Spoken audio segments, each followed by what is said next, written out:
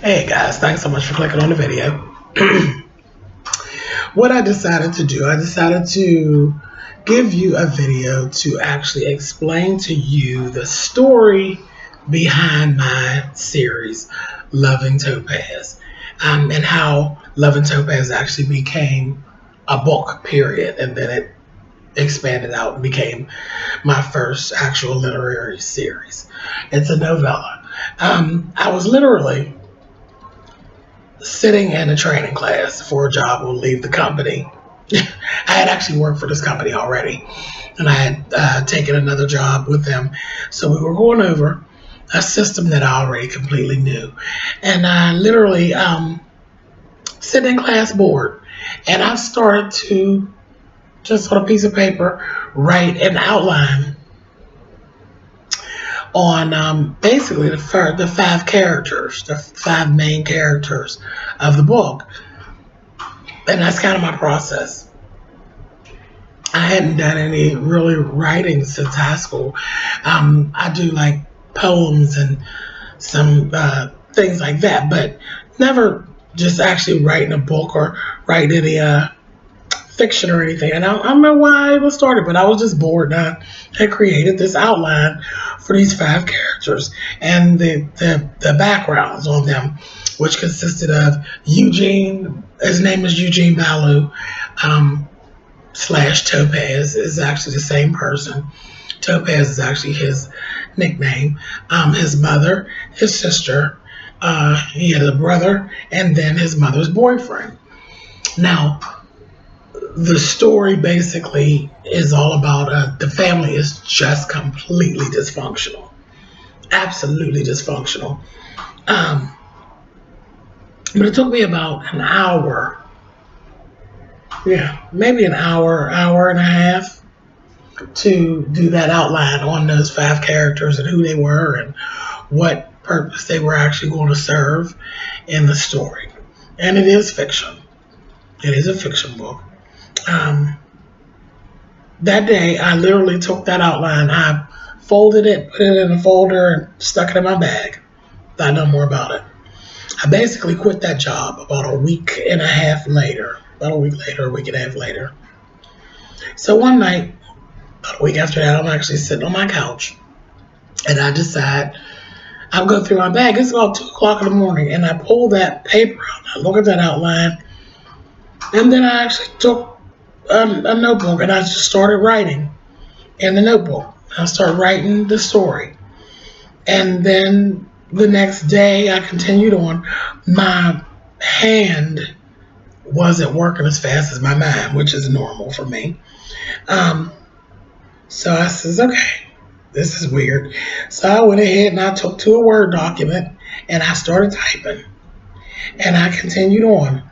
Um, the next thing that actually happened was the sixth character literally just walked into the story, which is actually an uncle. He's an uncle. He's Topaz's uncle. And the funny thing about the story is that the whole book would not work without his Uncle Joe. It's weird. I never planned this character. This character just showed up in the writing, and the whole series would not work without him. So that was really strange. Um, yeah, he just literally appeared out of nowhere. But anyway, the complete book, writing the complete book, Loving Topaz, actually took me 14 days. And it was weird because it literally, the story just kind of like poured out of me. It was the strangest thing. I've never written that fast. I don't know, it was just weird how I just rolled. It just rolled out of me. And I guess it was the time it was supposed to happen. I knew exactly when I got to the end. I knew that was the end. I didn't fidget. I didn't fight with my story. It just literally rolled right out of me. Like it was supposed to be in 14 days. And I'm sure I'll probably never ever do that again. I can't imagine I would ever write another book in 14 days. It was really the weirdest thing. But and the book is, I think, 190 something pages long. Like I said, it's a novella. Um, It was strange. It was a strange thing. Um, the one thing about the book is, and I believe this, in all fiction there is some truth. Um, there's some truth. Uh, the whole thing with the book Love and Topaz, the first book, is every situation in the book is actually based on something that actually did happen. Now, it's not all my story. Some of it is. It's not all my story. Um, but everything that went on has been amped up a little bit for the book. But a lot of it was I've either been sitting there at the situation and watched the situation unfold. It was one of my situations, or I know someone that the situation happened to. So everything in that book has actually happened, but it was just amped up, and it's not all my story. Um, Another funny thing that happened, I had told my god sister what I was doing. And that's how I kind of stayed on track with how I knew that everything, you kind of just know something's right. And you're like kind of doing what you're supposed to be doing and in the order you're supposed to be doing it. I had never written a book. I had never actually thought about writing a book. I knew I just loved to write and I would do spoken word stuff. And at the time, I actually did have a television show on public access television.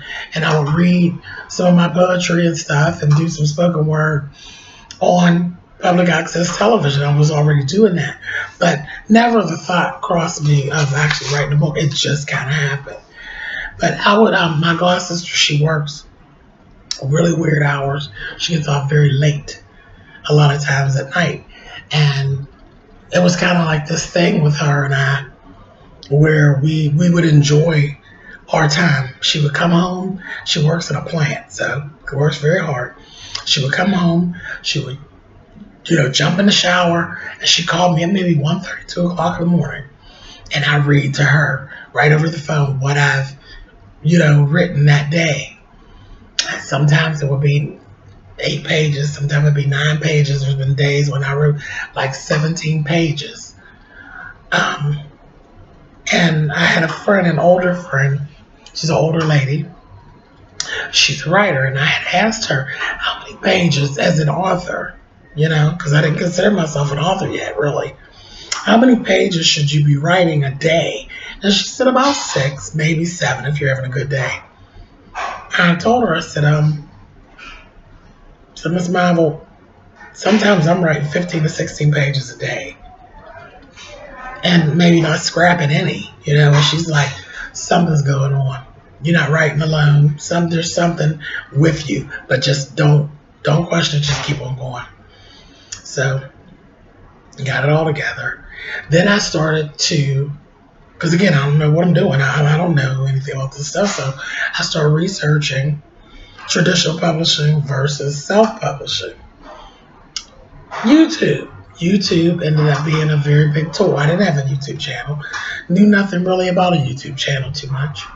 I just kind of started researching, and I found this guy. Can't even think of his name, but he was self-published. He is self-published, and he has this little YouTube video, and he talked about 3 steps, how easy it was to be self-published. There were only 3 steps that he followed, and then the next thing you know, he had appeared on to Oprah. So, I love Oprah.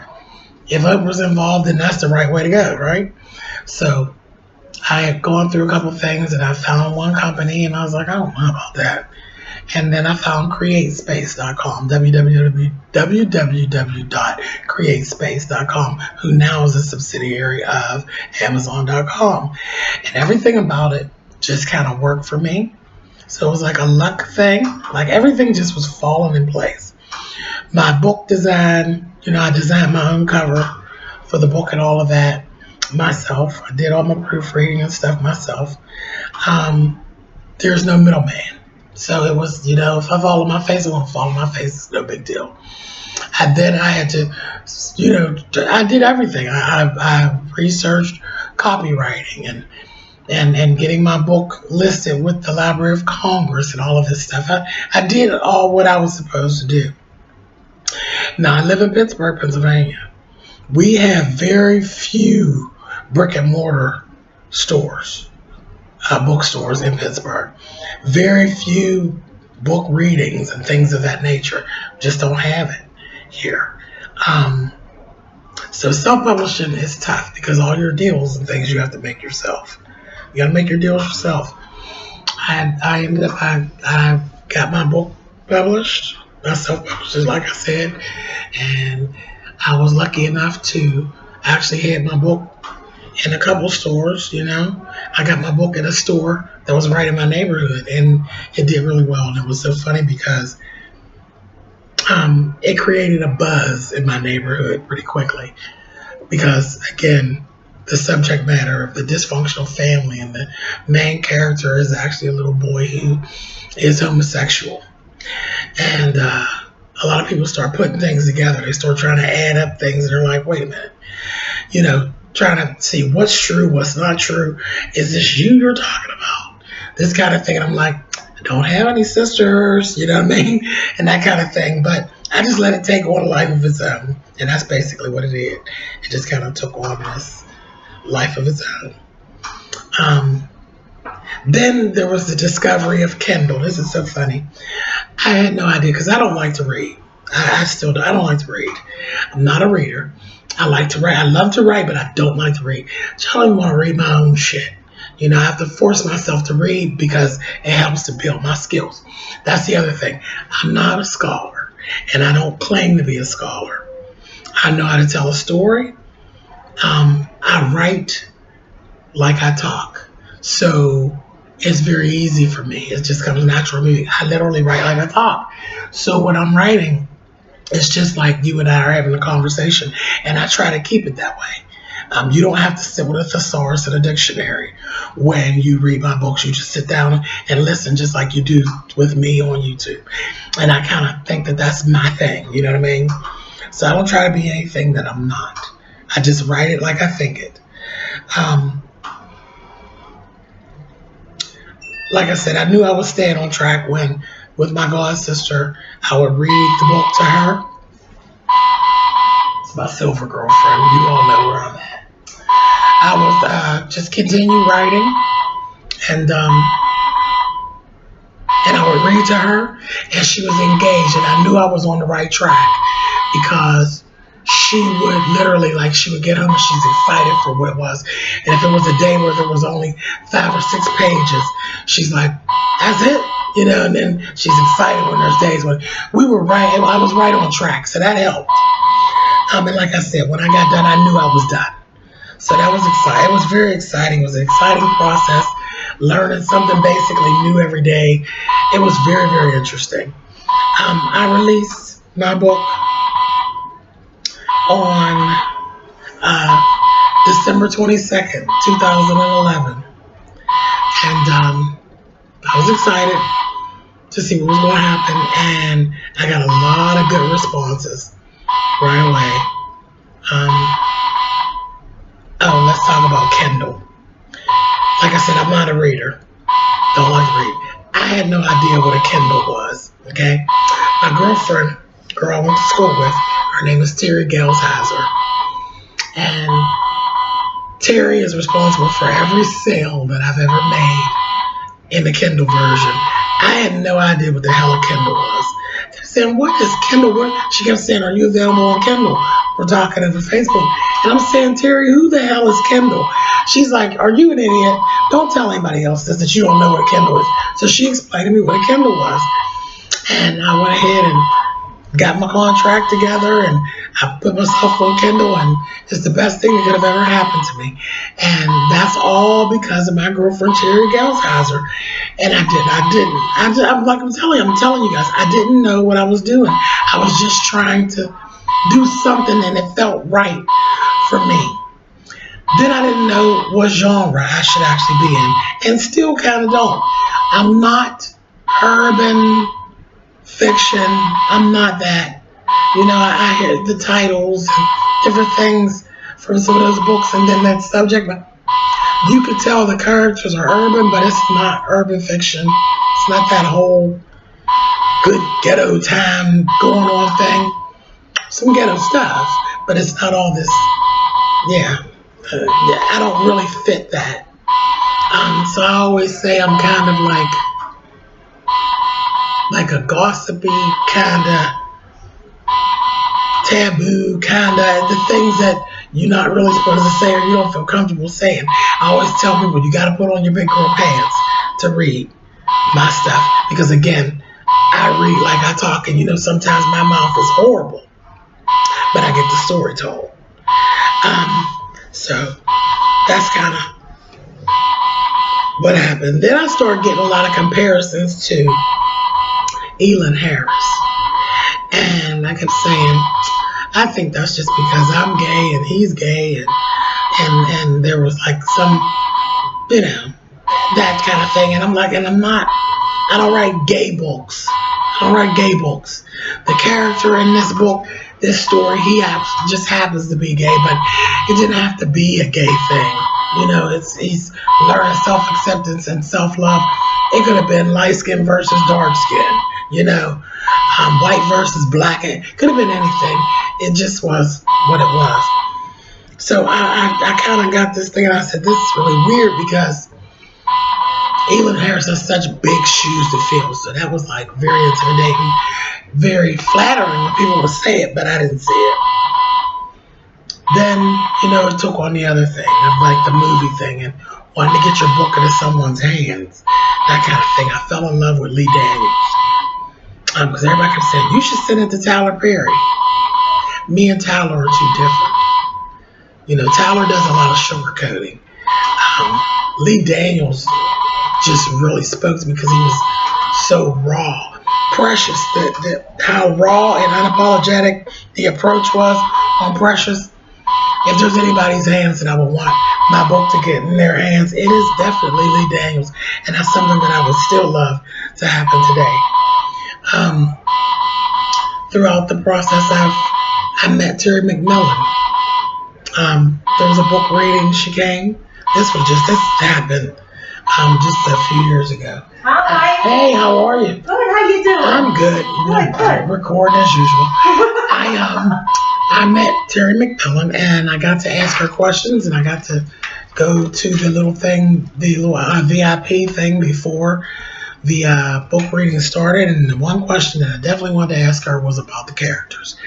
And is there a time that you should stop your characters? Like, can you ever let the characters really go that far? Because I let all my characters just have a mind of their own, and I just let them do whatever it is that my mind is saying, and I write it as it's coming. Okay, baby, thank you so much.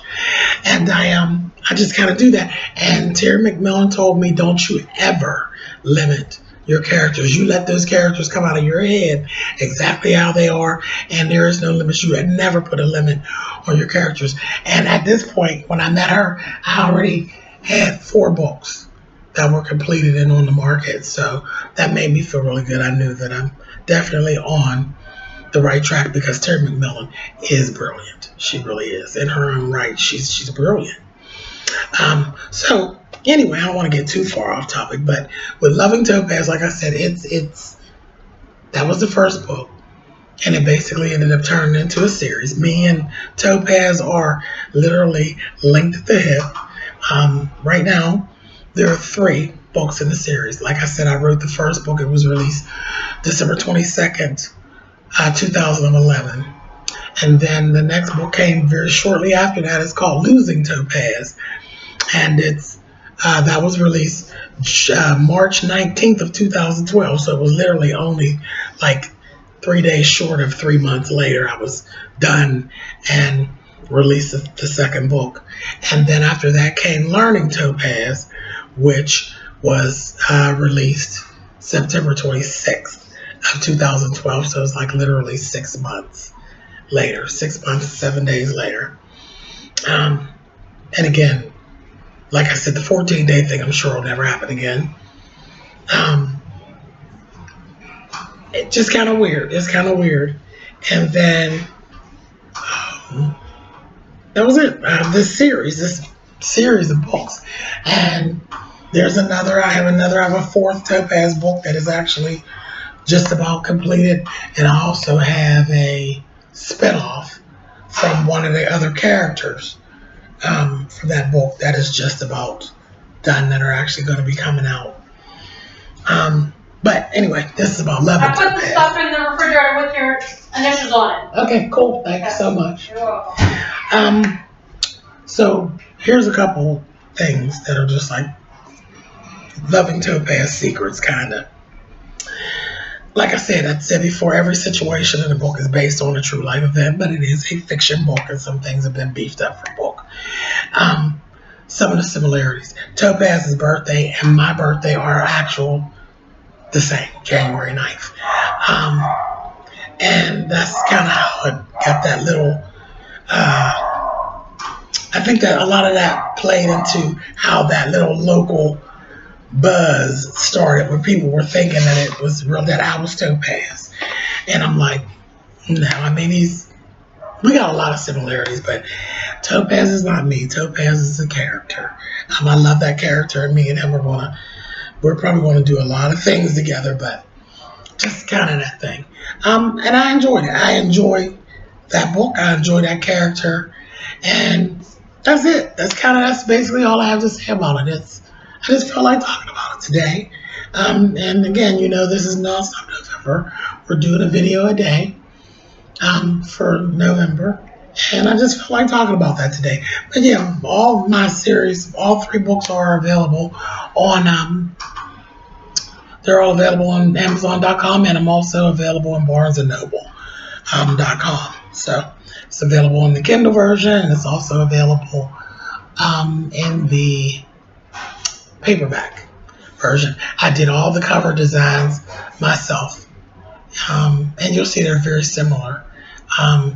Another thing about Love and Topaz, my one thing, I didn't set my sights real high, because again, self-publishing it's a rough hustle.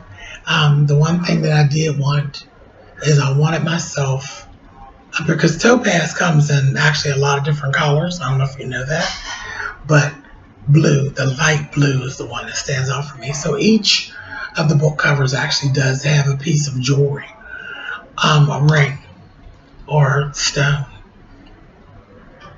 and I wanted a piece of blue topaz jewelry. And it didn't take very long. With my proceeds, I was able to buy myself, or I thought I really had done something, I was able to buy myself a very nice pair of blue topaz earrings. And the funny part, I wanted them. I don't really ever wear them. I don't even remember the last time I had them on. But I wanted them, and they are beautiful, icy and blue. And when I was able to, got a royalty check, and I was able to go and purchase those earrings, honey, I thought I had arrived. So it's so funny. But anyway, who knows? Who knows what's going to ever come of it? I'm very proud of the what I've done so far with that. And it just is what it is. But that was it. That's all I wanted to talk about today. Where it came from. What was the story of Love and Topaz, and how did that all take place? So and it was in a very short period of time. But I've had it's been quite a ride with this book. And people are still, learning that I actually do it. And, I've gotten good reviews and bad reviews. It's not for everybody. It's not for everybody. But anyway, if you're interested, you can go over to Amazon, grab a copy of the book. If you've already read the book, please say down in the comments which one of you have actually read the book and what you actually thought. We can have a discussion. It is what it is. But I just wanted to share that with you guys. So anyway, thank you guys for listening. With the video, you know how this goes. Thumbs up, thumbs down the video. And I will talk to you guys soon. All right, guys.